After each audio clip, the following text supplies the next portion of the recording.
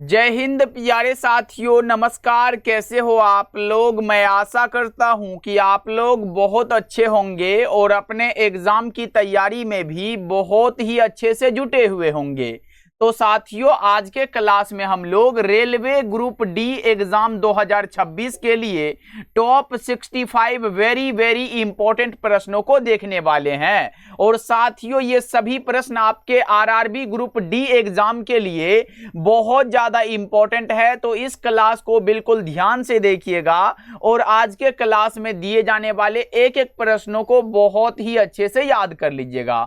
तो आइए हम लोग क्लास को स्टार्ट करते हैं और पहला नंबर सवाल आपके सामने है। तो आप लोग भी आंसर को लगाते चलिएगा और अगर आप इस 65 क्वेश्चन में से कम 30 भी प्रश्न को सही कर लेते हो तो यकीन मान के चलना कि आपकी तैयारी बहुत अच्छी है। देखिए, यहां पे प्रश्न है कि कार्य का एसआई मात्रक क्या होता है। मेरे प्यारे भाई, अगर आपसे कार्य का पूछेगा तो कार्य का मात्रक क्या होता है? जूल होता है। आपने पढ़ा होगा बल का मात्रक न्यूटन होता है, शक्ति का मात्रक वाट होता है, दाब का मात्रक पास्कल होता है। तो ये सब बात भी आपको याद रखना है। आइए दूसरा नंबर सवाल को देखते हैं। प्रश्न ये है कि संवेग का एसआई मात्रक क्या है? संवेग का बताइएगा।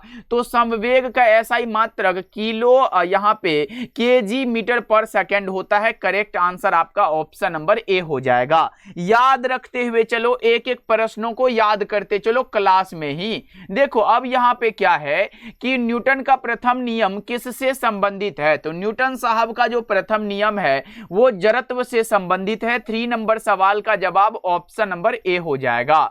चलिए चौथा नंबर सवाल को देखते हैं। यहां पे प्रश्न आ चुका है और उससे पहले मेरे भाई एक बार क्लास को जल्दी से लाइक कर दो आप लोग, क्योंकि क्लास लाइक रहता है तो पढ़ाने में और भी मजा आ जाता है। इसलिए एक बार क्लास को लाइक कर दीजिएगा। पहली बार जुड़ रहे हो तो प्लीज सब्सक्राइब भी कर लीजिएगा, क्योंकि बहुत सारे साथी बिना सब्सक्राइब के ही क्लास को देख के चले जाते हैं। तो प्लीज सब्सक्राइब भी कर लीजिएगा। आइए प्रश्न को देखते हैं कि विद्युत जनित्र किस सिद्धांत पर कार्य करता है। तो विद्युत जनित्र जो है मेरे भाई, ये विद्युत चुंबकीय प्रेरण के सिद्धांत पर कार्य करता है। विद्युत चुंबकीय प्रेरण की घटना के आविष्कारक माइकल फैराडे हैं। ये बात आपको याद रखना है। आइए पांचवा नंबर सवाल को देखते हैं कि ओम का नियम जो है भैया किस संबंध को दर्शाता है। ओम का नियम किस संबंध को दर्शाता है? तो हमने पढ़ा है R बराबर V बाई आई होता है, V बराबर I इंटू R होता है। तो दोनों में से जो मिलेगा हम लोग लगा देंगे। तो आप बताओगे V बराबर I इंटू R दिया गया, इसका मतलब है कि 5 का राइट आंसर ए हो जाएगा। चलिए 6 नंबर सवाल को देखते हैं। अगला प्रश्न है कि उत्तल लेंस को क्या कहा जाता है। उत्तल लेंस को क्या कहा जाता है? तो यह कहा जाता है अभिसारी लेंस, जबकि अवतल लेंस को अपसारी लेंस कहा जाता है। आइए अगला प्रश्न को देखते हैं कि लेंस की क्षमता का मात्रक क्या होता है। तो लेंस की क्षमता का मात्रक डायोप्टर होता है, दूसरा मात्रक मीटर इनवर्स होता है। चलो 8 नंबर सवाल का जवाब बता के चलना आप लोग। प्रश्न है कि श्वसन किस प्रकार की अभिक्रिया है मेरे भाई। श्वसन जो है ये किस प्रकार की अभिक्रिया है? तो यहां पे ऊष्माक्षेपी अभिक्रिया है। 8 नंबर सवाल का जवाब सी हो जाएगा। चलिए 9 नंबर सवाल को देखते हैं कि सिरका में कौन सा अम्ल पाया जाता है। विनेगार में मेरे भाई कौन सा अम्ल पाया जाता है? तो एसिटिक अम्ल पाया जाता है। कितना परसेंट? तो 6 से 10% एसिटिक अम्ल सिरका में पाया जाता है। चलिए आगे बढ़ते हैं। 10 नंबर सवाल देखिए कि बेकिंग सोडा का रासायनिक सूत्र क्या है। बेकिंग सोडा का रासायनिक सूत्र NaHCO3 होता है। बेकिंग सोडा बोलो ना, बेकिंग सोडा NaHCO3 हो जाएगा। चलो 11 नंबर सवाल का जवाब बता दो कि ग्रेफाइट किसका अपर रूप है। तो मैं बताऊं, हीरा आए या फिर ग्रेफाइट आए, दोनों कार्बन का अपर रूप है। 11 का राइट आंसर बी हो जाएगा। चलिए 12 नंबर सवाल है कि मीथेन का रासायनिक सूत्र क्या होगा। CH4 मीथेन का रासायनिक सूत्र है। ऑप्शन नंबर ए करेक्ट हो जाएगा। चलिए यहाँ पे 13 नंबर सवाल को देखते हैं कि एथेनॉल का रासायनिक सूत्र क्या हो जाएगा। एथेनॉल का रासायनिक सूत्र जो है वो हो जाएगा C2H5OH। ऑप्शन नंबर बी होगा, ध्यान रखिएगा। आइए हम लोग 14 नंबर सवाल को देखते हैं कि क्षार धातुएं किस समूह में रखी गई है। क्षार धातु देखो ये समूह समूह 1 में आते हैं, और क्षारीय मृदा धातु अगर पूछेगा वो समूह 2 में आते हैं। अगर एक आता है हेलोजन वाला जो कि 17 का है, और एक आता है इनर्ट गैस जिसे नोबेल गैस कहते हैं, अक्रिय गैस कहते हैं, वो वर्ग 18 में आते हैं, ध्यान रखिएगा। चलिए आगे बढ़ते हैं, अगला बताइएगा। अगला यहाँ पे प्रश्न क्या है कि Na2CO3 इंटू 10H2O का सामान्य नाम क्या है? Na2CO3 का भैया सामान्य नाम जो है वो क्या हो जाएगा? धावन सोडा कहते हैं। क्या कहते हैं भैया? धावन सोडा कहते हैं। अच्छा बताइएगा, बेकिंग सोडा का मैंने बताया NaHCO3 होता है, तो ये याद रख लो। उसके बाद जिप्सम पूछा जाता है, बहुत बार जिप्सम आया है मेरे भाई, जीप याद रख लो ना, जिप्सम। जिप्सम का क्या होता है बताओ एक बार जल्दी से। तो ये होता है CaSO4 इंटू में 2H2O होता है। अच्छा प्लास्टर ऑफ पेरिस का क्या होता है? POP का क्या होता है? ये होता है CaSO4 इंटू में हाफ H2O होता है। तो ये भी बात आप याद रख सकते हो मेरे भाई। चलिए आगे प्रश्नों को देखते हैं। प्लास्टर ऑफ पेरिस का हाफ H2O वाला लगा दो ना, CaSO4 इंटू हाफ H2O। अच्छा CaSO4 इंटू 2H2O का क्या बताया? तो ये जिप्सम का सूत्र होता है मेरे भाई। चलिए आगे प्रश्नों को देखते हैं कि मानव शरीर में पाचन मुख्यतः कहां होता है? तो मानव शरीर में जो पाचन होता है ना भैया, वो कहां होता है ये पूछा जा रहा है। तो ये छोटी आंत में होता है। चलिए आगे प्रश्नों को देखिए। यहां पे प्रश्न है, आज देख लेते हैं कितना प्रश्न आप लोगों से सही हो रहा है। मानव शरीर की सबसे बड़ी ग्रंथि कौन सी है बताओ? मानव शरीर की सबसे बड़ी ग्रंथि यकृत है, ऑप्शन बी हो जाएगा। यहां पे 19 का बताओ, मास्टर ग्रंथि किसे कहा जाता है? तो मास्टर ग्रंथि कहा जाता है पिट्यूटरी यहां पे ग्रंथि को। चलो आगे बढ़ते हैं, अगला बताइएगा। 20 नंबर सवाल है, पौधों में वृद्धि हार्मोन कौन सा है? पौधों में वृद्धि हार्मोन भैया बताइएगा 20 नंबर सवाल का जवाब तो यहां पे ऑक्सीन हो जाएगा। चलिए नेक्स्ट नंबर सवाल को यहां पे देखते हैं कि अलैंगिक जनन में कितने जनक भाग लेते हैं? तो भैया अलैंगिक जनन में सिर्फ एक प्राणी भाग लेते हैं, करेक्ट आंसर सी हो जाएगा। और जिसमें मेल और फीमेल दोनों भाग लेते हैं वह लैंगिक जनन होता है। मानव में निषेचन कहां होता है? एकदम NCERT वाला सवाल है मेरे भाई, बताइएगा। मानव में निषेचन फैलोपियन नलिका में होता है, 22 का राइट आंसर सी हो जाएगा। प्रश्न है कि HIV यहां पे किस रोग का कारण है? भैया HIV तो ये एड्स हो जाएगा, राइट आंसर बी होगा। अच्छा विश्व एड्स दिवस हम लोग कब मनाते हैं बताओ? विश्व एड्स दिवस हम लोग कब मनाते हैं भाई बताओ तो चैट करके। विश्व एड्स दिवस कब मनाते? चैट कमेंट सेक्शन खोलो और लिखो कि विश्व एड्स दिवस जो है भैया हम लोग इतना तारीख को मनाते हैं। लिख दिए क्या? आइए हम लोग आगे बढ़ते हैं। क्लास को लाइक तो जरूर करते चलना भाई, लाइक करते चलना, क्योंकि तब और भी मजा आ जाता है। देखो विकासवाद का सिद्धांत किसने दिया था? भाई मेरे विकासवाद का जो सिद्धांत है ये किसने दिया था? तो ये डार्विन ने दिया था। चलो आगे देखते हैं प्रश्नों को। अगला प्रश्न है कि शरीर में ऑक्सीजन का परिवहन कौन करता है?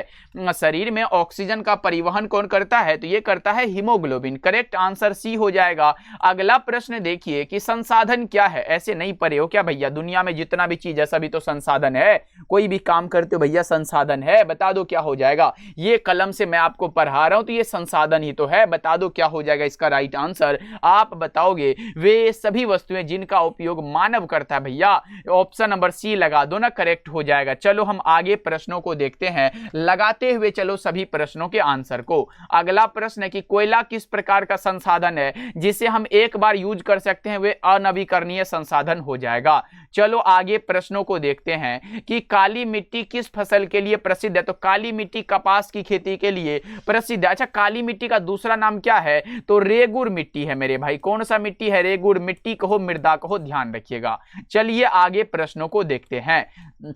यहां पे है कि राष्ट्रीय उद्यान का मुख्य उद्देश्य क्या है? राष्ट्रीय उद्यान जो होता है जैसे जिम कार्बेट राष्ट्रीय उद्यान हो गया, गिर राष्ट्रीय उद्यान होगा, यहाँ पे वाल्मीकि राष्ट्रीय उद्यान हो गया, दुधवा राष्ट्रीय उद्यान हो गया, ये सब का उद्देश्य क्या है ये पूछा जा रहा है। तो ये है वन्य जीव का संरक्षण करना, ऑप्शन नंबर बी लगा दो। चलिए आगे प्रश्नों को देखते हैं। अगला यहाँ पे प्रश्न है कि चिपको आंदोलन किससे संबंधित है?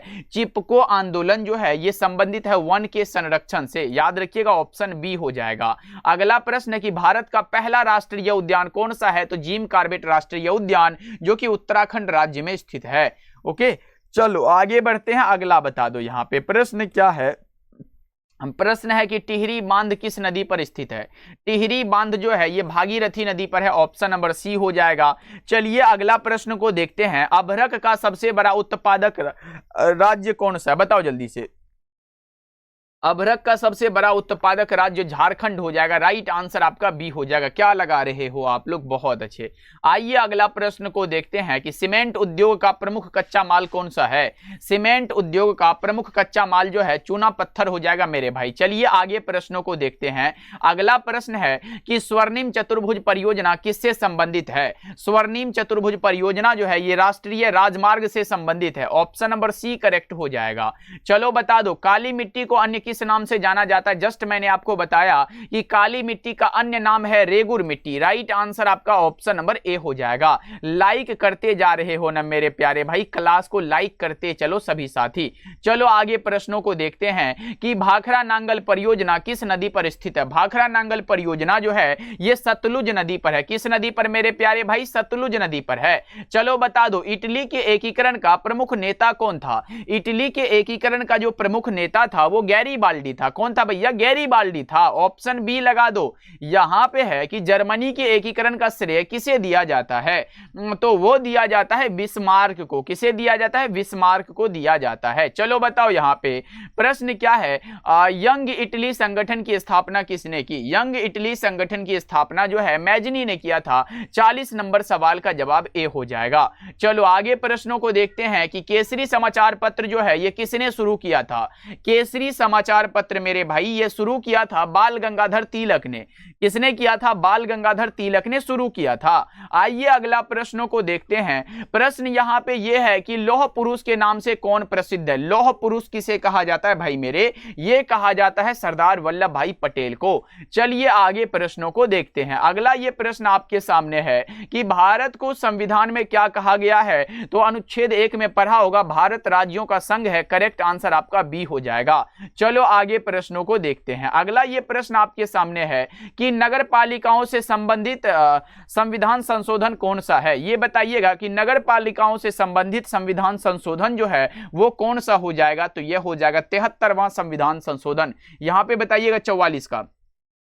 बहुत अच्छे भैया, 74वां हो जाएगा ना, 73वां कैसे। चलो आगे बढ़ते हैं। अगला प्रश्न का जवाब बताइएगा कि चुनाव चिन्ह किसके द्वारा आवंटित किए जाते हैं। तो चुनाव चिन्ह जो है ये राष्ट्रपति के द्वारा आवंटित किए जाते हैं। आइए अगला प्रश्न को देखते हैं। लोकतंत्र की सबसे बड़ी चुनौती क्या है। लोकतंत्र की सबसे बड़ी चुनौती का नाम भैया गरीबी और असमानता है। करेक्ट आंसर आपका ऑप्शन ए हो जाएगा। चलो 47 नंबर सवाल देखिए। भारतीय संविधान के निर्माण में कितने समय लगे थे भैया, 2 वर्ष 11 महीने 18 दिन। ऑप्शन नंबर ए करेक्ट हो जाएगा। चलो आगे बढ़ते हैं। अगला प्रश्न का जवाब बता दो। संविधान सभा के अध्यक्ष कौन थे। यहां पे तो अध्यक्ष है भाई, बता दो जल्दी से। संविधान सभा के अध्यक्ष बता दो। ये बताओगे डॉक्टर राजेंद्र प्रसाद। अच्छा भैया ये अस्थायी अध्यक्ष कौन थे, ये कमेंट करके आप लोग बता दो। क्लास को लाइक करते चलना सभी साथी। देखो भारत में एकल नागरिकता की व्यवस्था किस देश से ली गई है। भारत में एकल नागरिकता की व्यवस्था जो है ये ब्रिटेन से लिया गया है मेरे भाई। कहां से, ब्रिटेन से लिया गया है। चलिए अगला प्रश्न को देखते हैं। कृषि किस क्षेत्र में आती है भैया। कृषि जो है ये किस क्षेत्र से संबंधित है, तो ये प्राथमिक क्षेत्र में आते हैं। ओके चलो आगे बढ़ते हैं। अच्छा बताइएगा ये सेवा जो है ये कौन सा क्षेत्र है, ये कमेंट करके बता दो आप लोग। फिर देखो बैंकिंग सेवा किस क्षेत्र में आती है। अब बैंकिंग सेवा है तो ये किस में आएगा बताइएगा, ये बता दो जल्दी से। तो भैया ये तृतीय क्षेत्र में आ जाएगा। सेवा वाला किस में आएगा, तृतीय क्षेत्र में आ जाएगा। ऑप्शन नंबर सी करेक्ट हो जाएगा। चलो आगे देखते हैं। 52 है। देखो अब देखो सेवा क्षेत्र का दूसरा नाम क्या है। सेवा क्षेत्र का दूसरा नाम भैया कौन सा हो जाएगा 52 का, बताइएगा। तो मैंने तो बताया भैया तृतीय क्षेत्र में, सेवा वाला तृतीय क्षेत्र में आएगा। चलो अगला प्रश्न का जवाब बताओ। यहां पे प्रश्न है कि भारत में नोट जारी करने का अधिकार किसके पास है। भारत में नोट जारी करने का अधिकार आरबीआई के पास है। करेक्ट आंसर बी हो जाएगा। अगला प्रश्न का जवाब बता दो। WTO का पूरा नाम क्या है, तो वर्ल्ड ट्रेड ऑर्गेनाइजेशन। WHO का पूछेगा तो वर्ल्ड हेल्थ ऑर्गेनाइजेशन। अगर आपसे पूछेगा एड्स का पूछेगा तो एक्वायर्ड इम्यूनो डिफिशियंसी सिंड्रोम होता है। HIV का पूछेगा तो ह्यूमन इम्यूनो डिफिशियंसी वायरस होता है। ऐसे वाले ज्यादातर परीक्षा में पूछे जाते हैं। चलो आगे बढ़ते हैं, अगला प्रश्न का जवाब बताइएगा। पंचवर्षीय योजनाओं का निर्माण कौन करता है? पंचवर्षीय योजनाओं का जो निर्माण है वो कौन करता है भैया? वो करता है योजना आयोग। राइट आंसर बी हो जाएगा। चलो आगे प्रश्नों को देखते हैं। अगला प्रश्न है कि भारत में जीएसटी कब लागू हुआ था? भैया 2017 सभी को तो पता है, 2017 पता है ना। चलो आगे बढ़ते हैं, अगला बता दो। यहां पे प्रश्न है कि भारत का आर्थिक सर्वेक्षण कौन प्रस्तुत करता है? भारत का आर्थिक सर्वेक्षण जो है ये कौन प्रस्तुत करता है? तो भाई मेरे ये करता है वित्त मंत्रालय। ऑप्शन नंबर बी करेक्ट हो जाएगा। चलो अगला बता के चलो, अनुच्छेद 19 जो है नागरिकों को क्या प्रदान करता है? अनुच्छेद 19 का संबंध जो है ये स्वतंत्रता का अधिकार से संबंधित है। करेक्ट आंसर बी हो जाएगा। 59 है, संविधान संशोधन की प्रक्रिया किस अनुच्छेद में वर्णित है? यहां पे संविधान संशोधन के लिए पूछा गया है। सबसे अच्छा प्रश्न आप लोग बता रहे हो, अनुच्छेद 368 हो जाएगा। चलो आगे प्रश्नों को देखते हैं। यहां पे प्रश्न आपके सामने है कि संवैधानिक उपचारों का अधिकार किस अनुच्छेद में है? संवैधानिक उपचारों का जो अधिकार है ये है अनुच्छेद 32 में, और ये अनुच्छेद 32 को संविधान का हृदय और आत्मा कहा जाता है। आइए अगला प्रश्न को देखते हैं। यहां पे ये आपके होमवर्क के लिए रहा, क्योंकि नीचे प्रश्न नहीं होगा हमें उम्मीद है। इसका आंसर आपको कमेंट सेक्शन में बताना है कि भारतीय निर्वाचन आयोग का उल्लेख किस अनुच्छेद में है। इसका आंसर आप लोग क्या करोगे भैया? इसका आंसर आप लोग कमेंट करके बताओगे, और अपना स्कोर जो है इस 60 क्वेश्चन में जरूर बताइएगा। क्लास कैसा लगा ये भी कमेंट करके बता दीजिएगा। मेरे प्यारे भाई मिलते हैं अगले क्लास में, तब तक अपना ध्यान रखिएगा। सब्सक्राइब करके जुड़ जाओ, क्योंकि इसी चैनल पे आपका डेली क्लास होता है मेरे भाई। मिलते हैं फिर।